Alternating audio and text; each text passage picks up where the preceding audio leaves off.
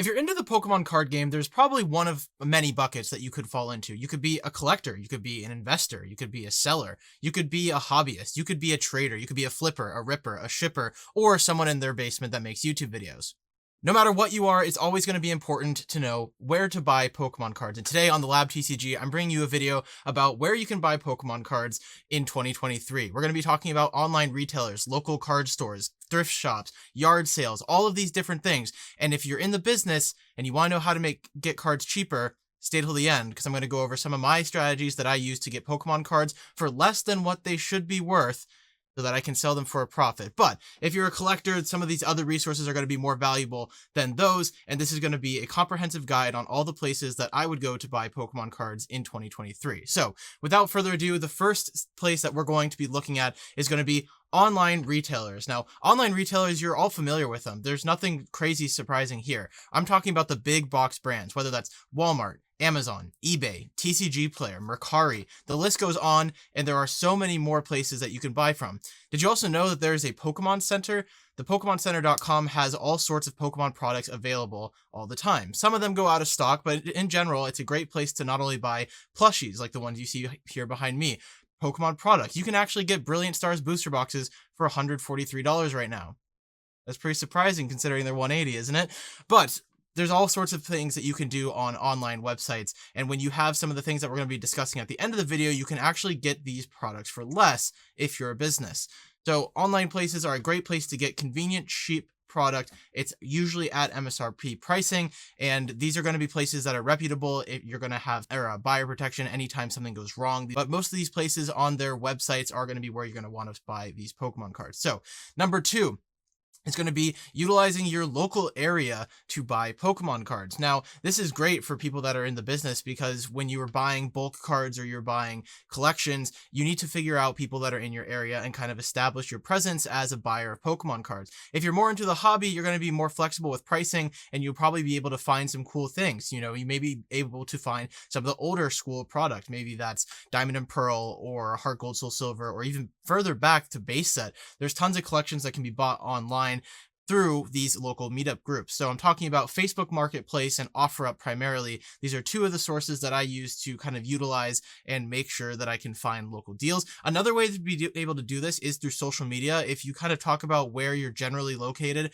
it's possible that people on social media are in and around your area and would be willing to meet up for deals. So when you're doing that, just be careful. Make sure that you are setting up correct meeting places with safety. Maybe bring someone with you, and go ahead and check out Facebook Marketplace and OfferUp. If you haven't done that already, you might be surprised by how many people have Pokemon cards in your area. Pokemon is one of the highest grossing media franchises in the world. It's been around for a long time, and there are tons of deals to find on these places. So number three, kind of going and backing off of that local area, we're talking about hobby shops, antique marts, card stores.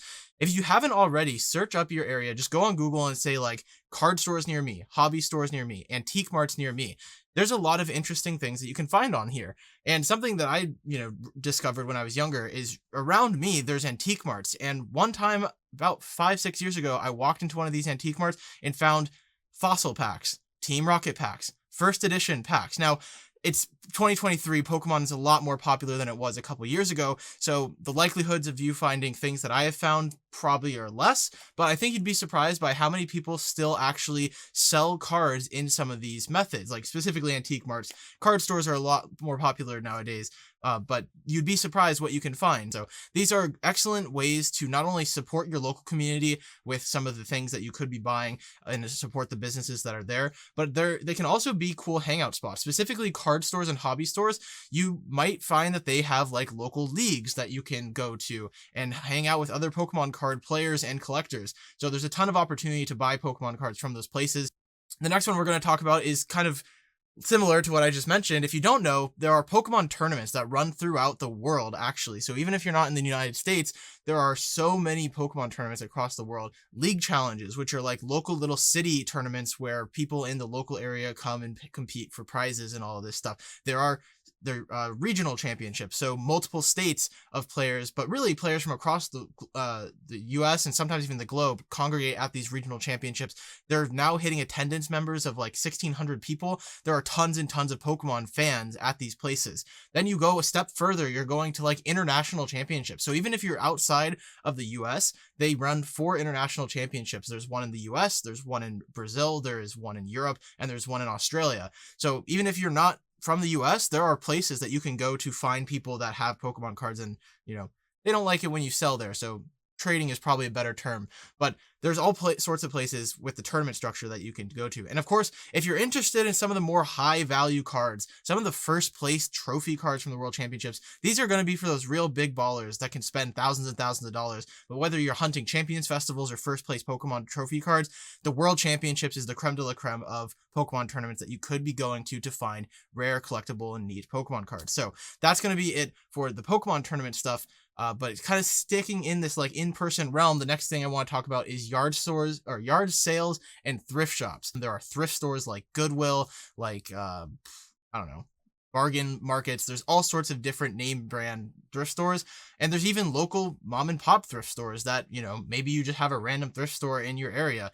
These are excellent places to look for Pokemon cards. Not only are they generally speaking pretty cheap, like if you come to a yard sale and someone is getting rid of their old collection, you might be able to just offer $20 and walk away with a collection that's worth a couple $100s. I have found gold star Pokemon cards, and if you don't know what gold stars are, they're pretty expensive nowadays, but I have found gold stars in what I would consider Pokemon bulk from like the EX era, just off of yard sales alone. So if you have a free Saturday and it's more in the warmer weather, try hitting up some yard sales. There's a ton of opportunity to find cool collections and different stuff there. So that's a great way to buy Pokemon cards. And similarly, thrift stores, unlike garage sales, are pretty much open all the time. You can go in there, kind of talk to some of the people that work there, see if they carry Pokemon cards or if they ever get anything like that. And these can be a great outlet for you to buy Pokemon cards for a pretty cheap price. So those are 2 excellent places to buy Pokemon cards. Now, maybe you're a little bored with English Pokemon cards, which like who could possibly be bored with English Pokemon cards? But I digress.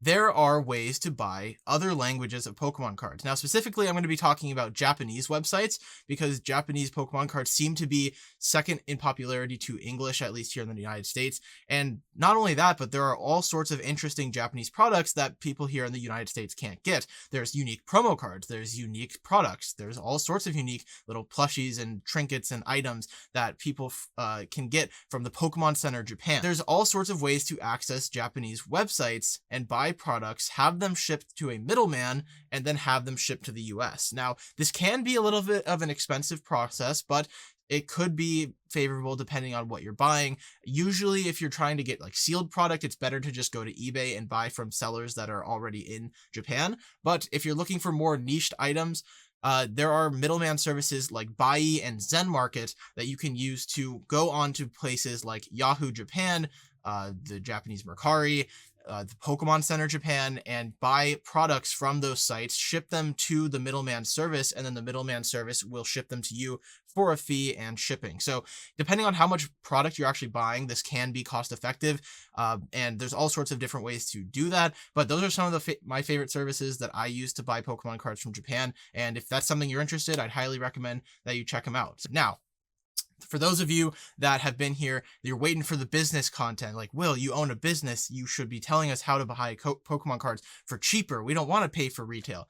Well, luckily, you're in luck. Now, this is a little bit more involved. This video is not going to be, this second half of the video is not going to be for the faint of heart because it does take a little bit of effort to kind of get Pokemon products and cards and singles for less than what they would regularly go for.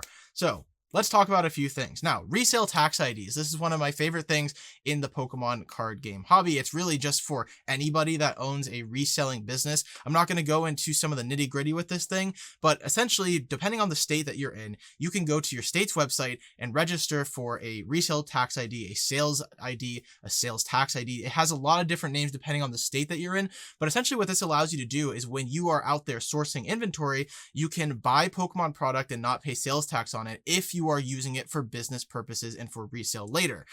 Now, specifically, this gets a little bit interesting because you're probably thinking, okay, that's cool, but like, what do I do with it? Well, some of these big box stores, Amazon, eBay, all these other places, TCG Player too, you can submit the ID number that you get with your resale tax ID to these websites, and they will no longer charge you sales tax.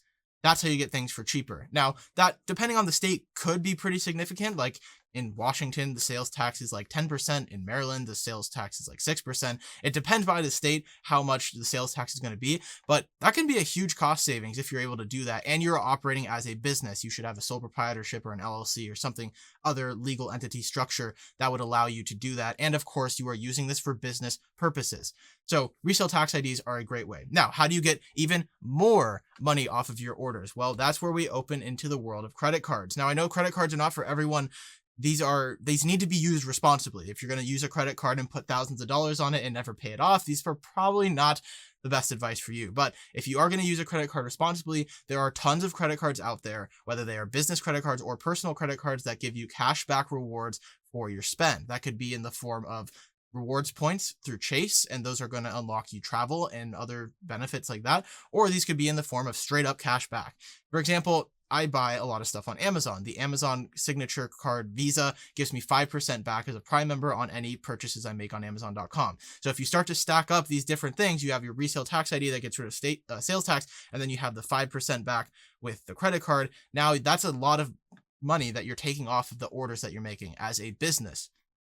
And this depends. Some of the more entry-level credit cards to other just broad spectrum sites is going to be like 2% cash back, but 2% is more than zero. So even if you're not a business, you can use credit cards to get 2% cash back on other sites as just a personal use credit card. But there are all sorts of business cards. There are all sorts of products. I recommend a few in my Discord, but that's not for the faint of heart. So the next one is going to be bulk deals. I kind of talked about this earlier in the video, but if you have a local card store near you, or maybe you have people in your local area, using bulk deals is a great way to consistently buy from people over and over and over again. And maybe start negotiating a little bit. Maybe say, hey, I see that you sell Pokemon cards often. If I can start to help you move some of this volume, would it be beneficial to you if I take some of the product off of your hands in bulk fashion? So this is where you're going to start to spend a couple $100s every time you're working with these people. But whether this is online, whether this is in person, you can negotiate essentially to say, hey, I'm buying 20 tins at $20. Do you think you could do $18 per tin at 20 tins? And most business owners are going to accept that deal when they know that they can move a bunch of units to one person with one shipping cost. It usually works out. So don't be afraid to ask for bulk deals, even if you're at like a local card store. Maybe you buy 50 singles, and right as they're checking you out, they say, okay, your total is going to be $55. Hit them with a quick, could you do 50? I think you'd be surprised to see how that works out. It works at yard sales, thrift stores, all this stuff. It just takes a little bit of courage and a little bit of like enthusiasm and aptitude and all these different verbs or adjectives, that I could be using to describe what you need to do. But you'd be surprised what you can do with bulk deals. And the last point there is negotiation. Negotiation is huge. If you're doing this for the business, that's a great way to do it. And then finally, I'm going to wrap this video up with a topic that I wanted to save for the last because it's not something everyone has access to right now. But in 2023, maybe we'll see some of this get lifted. But distribution is going to be the best way to acquire Pokemon cards for the cheapest price if you are a business. If you want to see a list of distributors that Pokemon goes through, the support page for Pokemon, I will leave it in the below on who their wholesale distributors are. But with a proper business, a resale tax ID, you can go and apply to these distributors and get products at wholesale. Again, these are not open to online sellers at the moment. They are open to brick and mortars only. But as these start to lift, this is going to be something to consider and think about in the future for buying Pokemon cards at the cheapest price. So hope you enjoyed the video, and I'll see you all in the next one. See ya.